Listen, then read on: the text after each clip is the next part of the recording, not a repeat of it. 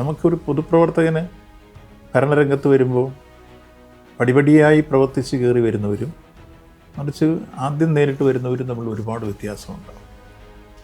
നമ്മൾ ഈ ദേവസ്വം വീക്ഷണത്തിൽ പറഞ്ഞാൽ പടി 18 ചവിട്ടി കയറി വന്ന് സന്നിധാനത്തിലെത്തുന്നതും കുറുക്കുഴിയ സന്നിധാനത്തിലെത്തുന്നവരുണ്ട്.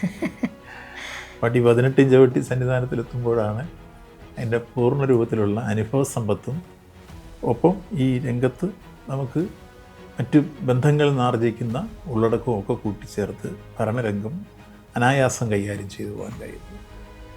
മറിച്ച് നേരിട്ട് വന്ന് ജനങ്ങളെ നന്നായി പഠിക്കാനും അവരിൽ നിന്ന് പഠിക്കാനും അവരെ പഠിപ്പിക്കാനും കഴിയുന്ന ഒരു വീക്ഷണമാണ് മാർക്സിസം.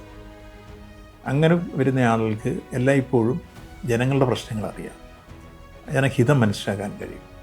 ജനാധിപത്യത്തിൽ ജനങ്ങളാണ് യജമാനന്മാർ, ജനപ്രതിനിധികൾ ദാസന്മാരായിരിക്കുന്നതാണ് ജനാധിപത്യത്തിൻ്റെ സങ്കല്പം. അത് മനസ്സിലാക്കിക്കൊണ്ടായിരിക്കണം ഓരോ പൊതുപ്രവർത്തകനും മുന്നോട്ട് പോകുന്നത്.